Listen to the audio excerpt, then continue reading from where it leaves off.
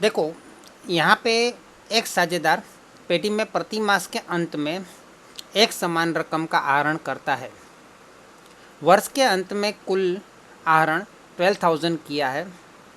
यदि आहरण पर 12% की रेट से ब्याज वसूल करना हो तो वर्ष के अंत में आहरण पर ब्याज की गणना कीजिए। अभी ध्यान दीजिएगा, जो भी नए स्टूडेंट है उसके लिए खास ये आपका पार्टनरशिप का पहला टॉपिक है समझने के लिए, है ना। कोई भी साझेदार पार्टनर जो होता है वो बिज़नेस के अंदर होता है, तो बिज़नेस का वो बिज़नेस का मालिक ही कहलाता है। लेकिन वो मालिक होता है, लेकिन वो धंधे के अंदर अपना खुद का पैसा डालता है, उसे हम पूंजी कहते हैं। और धंधे में से वो पैसा ले जाता है, उसे हम आहरण कहते हैं। वो धंधे को जो पैसा देता है ना, और धंधे में से जो अगर वो पैसा ले जाता है, तो उन दोनों का भी बैलेंस रखने के लिए हमें पूंजी पे, वो जो धंधे में पैसा डालता है उस पूंजी पे भी ब्याज गिनना होता है, और धंधे में से वो जो पैसा ले जाता है उस आहरण पे भी हमें ब्याज गिनना होता है ना। तो यहाँ पे आहरण पर ब्याज गिनना है। ब्याज कैसी चीज़ है कि ब्याज का जो रेट होता है वो सालाना होता है ना। और यहाँ पे भी दिया है वार्षिक 12%। नॉर्मली वार्षिक ही होता है, जो भी दिया होता है। वार्षिक शब्द नहीं भी लिखा होता तो वार्षिक समझना है। अगर कुछ और मही मासिक या 6 मासिक ब्याज दर दिया होता है तो लिखना पड़ता है कंपलसरी।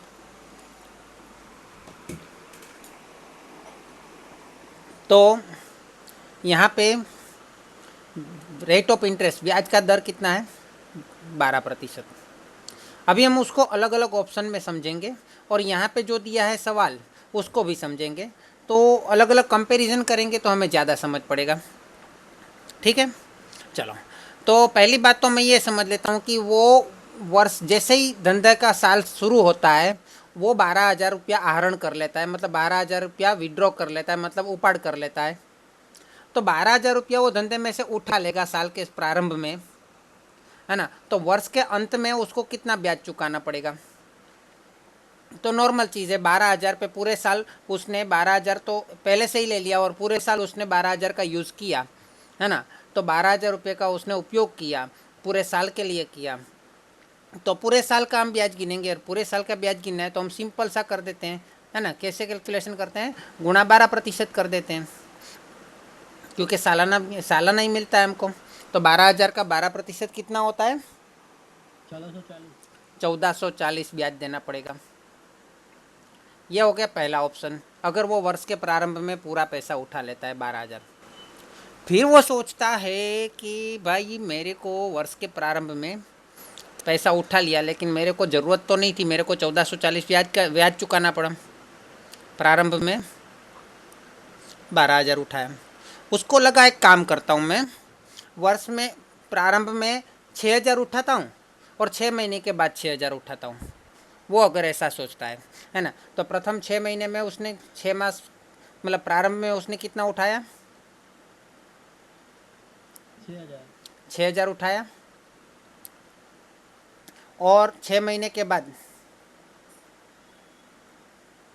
उसने कितना उठाया? 6,000 उठाया।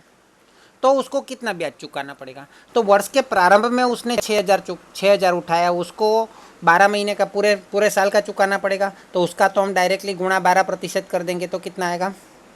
720 रुपया होगा। लेकिन 6 मास बाद जो उसने 6,000 उठाया है, अभी बाकी कितने महीने बचे हैं उसके लिए? 6 महीने बचे, बाकी तो 6 महीने बचे ना। हाँ, तो वर्ष के प्रारंभ में उठाया तो उसके लिए 12 महीने बचे थे, पूरा साल उसने यूज़ किया। लेकिन 6 मास बाद उठाया है तो उसके लिए 6 महीने बच जाएंगे, और 6 महीने बच जाएंगे तो उसका 12% ब्याज तो गिनना है, लेकिन 6 महीने का ही गिनना है। तो 6 महीने का गिनने के लिए क्या करेंगे? गुणा 6/12 कर देंगे, तो कितना आएगा? 360। और कुल मिला के उसको कितना चुकाना पड़ेगा ब्याज?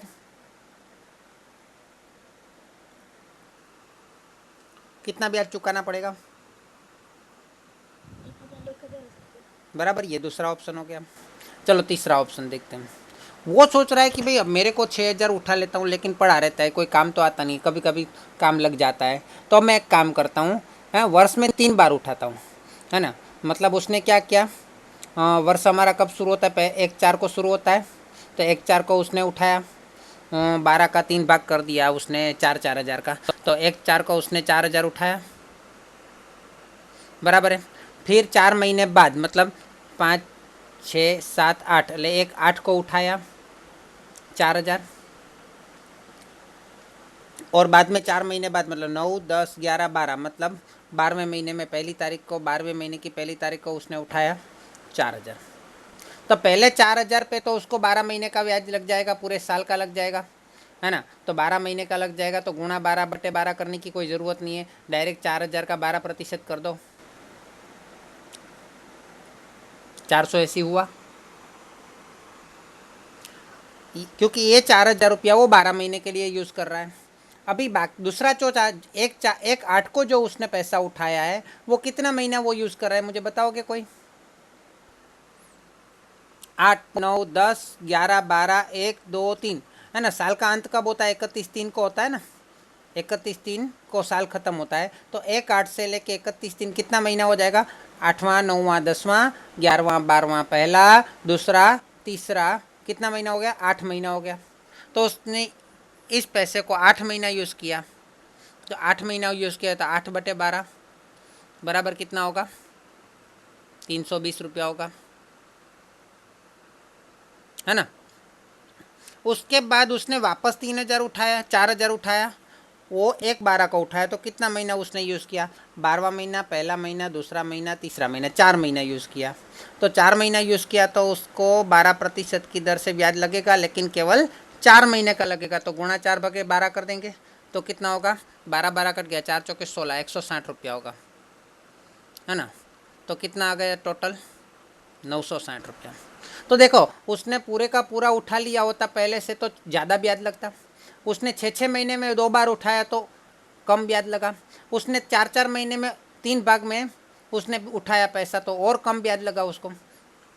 वो सोचता है कि मैं तो 3-3 महीने में पैसे का यूज़ कर रहा हूँ, थोड़ा थोड़ा कर रहा करूँ तो क्या होगा। तो उसने और बचत किया, उसके लिए हम उसको चौथा ऑप्शन दे देते हैं, है ना। उसने क्या किया कि हर 3-3 महीने में पैसा उठाया। जैसे कि पहले तो उसने पहली तारीख को 1 अप्रैल को उठा लिया साल के प्रारंभ में, 1/4 को उसने पैसा उठा लिया 3,000। टोटल कुल मिला के तो वो 12,000 ही उठा रहा है, इसमें भी 12,000 उठा रहा है, इसमें भी 12,000 उठा रहा है, और इसमें भी 12,000 उठा रहा है, इसमें भी 12,000 उठाएगा। फिर उसने 3 महीने बाद मतलब चौथा गया 5, 6, 7, 1/7 को पैसा उठाया 3,000, है ना। उसके बाद और 3 महीने बाद 8, 9, 10, 10वें महीने की पहली तारीख को उठाया उसने 3,000 आहरण किया। उसके बाद वापस 3 महीने बाद मतलब 11, 12 पहला मतलब 1 जनवरी को उसने पैसा उठाया 3,000। तो इसका ब्याज हम कैसे गिनेंगे? तो 12% ही गिनना है, लेकिन वो कितना महीना उस पैसे को इस्तेमाल करता है उसको हमें उस हिसाब से हमें उस महीने इतने महीने का ब्याज गिनना पड़ेगा। तो 3,000 का 12% वो 12 महीना यूज़ करेगा, तो 12/12 तो कट ही जाएगा वैसे भी, तो 12×3 = 36, 360 रुपया ब्याज लगेगा। उसके बाद ये 1/7 से लेके 31/3 को साल ख़त्म होता है ना। मार्च महीना तो मार्च महीने की आखिरी तारीख को साल ख़त्म होता है, तो 7वां, 8वां, 9वां, 10वां, 11वां, 12वां पहला, दूसरा, तीसरा 9 महीना वो पैसा यूज़ कर रहा है। 9 महीना पैसा यूज़ कर रहा है तो गुणा 9/12 कर देते हैं, तो कितना हो रहा है? 270। उसके बाद 1/10 को अगर वो उठाएगा तो 10, 11, 12 पहला, दूसरा, तीसरा 6 महीना वो पैसे यूज़ कर रहा है, तो गुणा 6/12 कर देते हैं, तो 180 रुपया ब्याज लगेगा। और ये लास्ट में जो वो उठा रहा है वो 3 महीना ही यूज़ कर रहा है ना। तो उसको 3 महीने का ही ब्याज लगेगा उस पैसे पे, उतने पैसे पे उसको और कम ब्याज लग गया 90 रुपया, है ना। तो टोटल कितना हो गया चेक करो, 900 रुपया हो रहा है, 900 रुपया हो रहा है ना। तो और कम ब्याज हो गया, देखो 960 से भी कम हो गया ब्याज। अच्छा हम उसको 5वां ऑप्शन दे देते हैं, हर 6-6 महीने में उठा ना भाई, अरे सॉरी हर 2-2 महीने उठा, तो हर 2-2 महीने वो 2-2 हज़ार उठाएगा। क्या करेगा? हर 2 महीने 2-2 हज़ार उठाए, 2000 पहली बार, 2 महीने के बाद 2000, 2 महीने के बाद और 2000, 2 महीने के बाद और 2000, 2 महीने के बाद और 2000, 2 महीने के बाद और 2000। अब क्या हुआ, 12% ही ब्याज लगेगा। 12% लगेगा ना, क्योंकि ब्याज का दर तो सालाना 12% है ना। लेकिन यहाँ पे वो 12 महीना यूज़ कर रहा है, उसके बाद 2 महीना कम मतलब 10 महीना यूज़ करेगा, उसके बाद 2 महीना कम मतलब 8 महीना यूज़ करेगा, ये 2000 वो 6 महीना यूज़ करेगा, ये 2000 वो 4 महीना यूज़ करेगा, और आखिरी वाला 2000 वो 2 महीना यूज़ करेगा। तो इन सब का मैं कैलकुलेशन करूँ तो क्या होगा, 240, 200, 160, 120, 80, 40। तो देखो कितना कम हो गया, चेक करो कितना कम हो रहा है।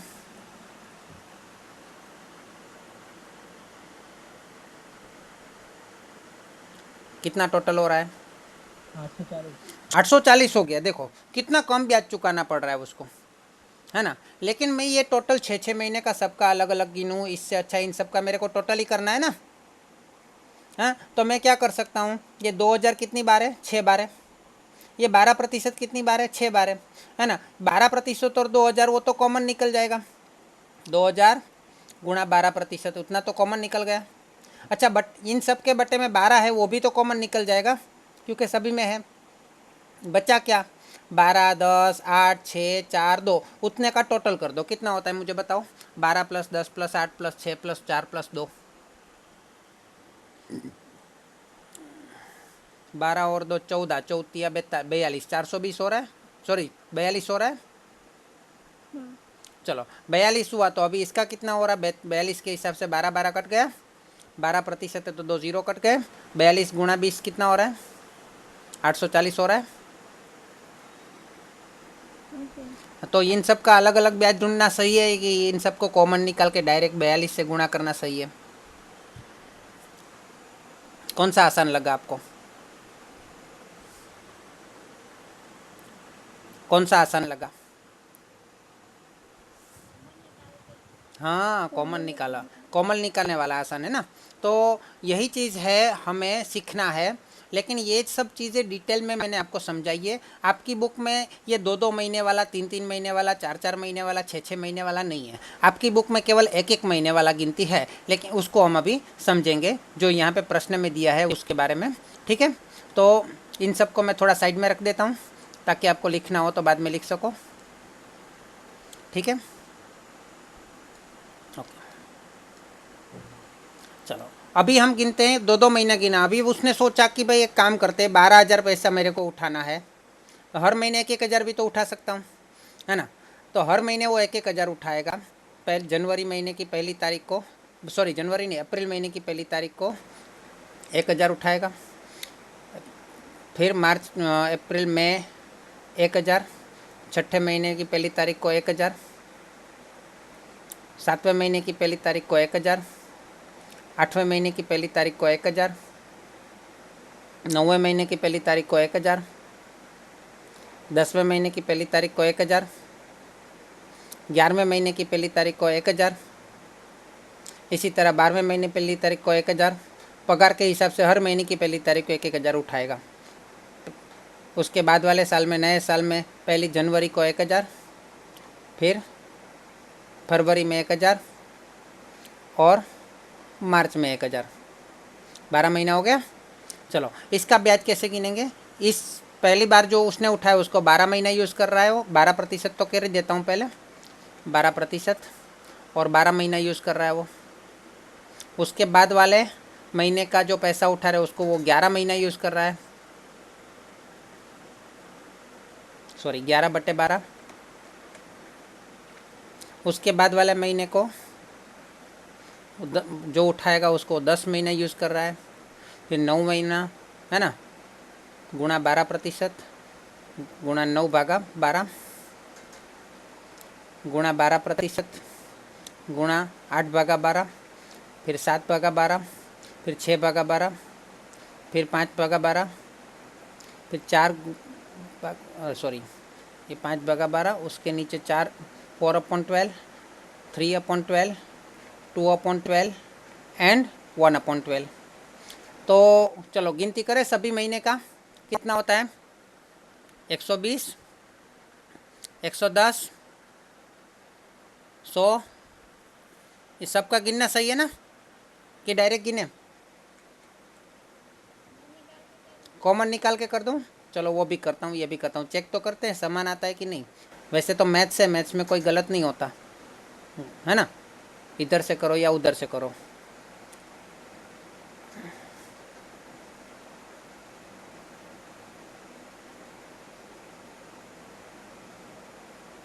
इन सब का टोटल आप कीजिए, मैं यहाँ पे कॉमन निकाल देता हूँ। ये सब तो कॉमन है ना, ओके। तो कॉमन निकाल दो, तो एक तो ये 1000 रुपया कॉमन निकलेगा। 1000 रुपया जो हमारा पी है, हर महीने जो उठा रहा है, वो हर मासिक जो उठा रहा है उसको ले आना है, यहाँ पे ध्यान देना। बाद में 12% कॉमन निकलेगा, और सर हर एक के बटे में जो 12 है वो 12 कॉमन निकलेगा। सॉरी यहाँ पे प्रतिशत नहीं आएगा, गुणा 12+11+10+9+8+7+6+5+4+3+2+1 करोगे तो आएगा शायद आपको 78 आएगा शायद। कितना रहा है? 78 आ रहा है ना। और इसका अगर मैं करूँ तो 780 आना चाहिए, और इन सब का टोटल भी आप करोगे तो 780 आना चाहिए, है ना। तो हर महीने की पहली तारीख को उठाएगा तो कितने महीने का ब्याज लगेगा? 78 महीने का लगेगा। ऐसा हम याद रख सकते हैं, रख सकते हैं कि नहीं? अगर याद नहीं भी रहता है तो हम क्या कर सकते हैं, 12+11+10+9+8+7+6+5+4+3+2+1 कर सकते हैं। अगर याद नहीं भी रहा 78 तो 78 ही आएगा ना बाद में टोटल करोगे तो। बस यही चीज़ हमें सीखनी है, लेकिन ये हमारे सवाल का जवाब नहीं है। हमारे सवाल में तो कुछ और पूछा है, देखो क्या पूछा है। यदि हाँ, वर्ष के अंत में कुल वार्षिक आहरण 12,000 कर रहा है, लेकिन यहाँ पे स्टार्टिंग में लिखा है प्रति मास के अंत में एक समान रकम का आहरण करता है। दरेक महीनानी छेल्ली तारीख है, प्रति मास के अंत में दरेक महीनानी छेल्ली तारीख है ना। तो मतलब वो 1/4 को आहरण नहीं कर रहा है। कितनी तारीख को आहरण कर रहा है? 30/4 को आहरण कर रहा है। पहले महीने में पैसा उठाता है 1,000, क्योंकि टोटल 12,000 उठा रहा है, तो 12 भागा कर दो, एक एक महीने का 1,000 उठाएगा वो, तो महीने का 1,000 उठा रहा है। फिर 5वें महीने में 31/5 को, बस ये मंथ का एंड कब हुआ? 31 तारीख को हुआ, तो उस महीने को 1,000 उठाएगा। फिर 30/6 को 1,000 उठाएगा। फिर 31/7 को 1,000 उठाएगा। फिर क्या आता है? 31 आता है कि 30 आता है? 31/8 आता है 1,000। फिर 30/9 1,000। फिर 31/10 1,000। फिर 30/11 1,000। फिर 31/12 1,000। फिर 31/1 1,000। फिर 28 या 29 है ना, 2 1,000। फिर 31/3 1,000। तो देखो मुझे ये बताओ कि ये 30/4 को आहरण कर रहा है, पहले महीने की प्रारंभ में आहरण नहीं कर रहा है, पहले महीने के अंत में आहरण कर रहा है, तो इसमें उसको 12% की दर से ब्याज तो लगेगा, लेकिन कितने महीने का लगेगा मुझे बताओगे? वो कितना महीना यूज़ कर रहा है? कौन बता पाएगा इसका आंसर?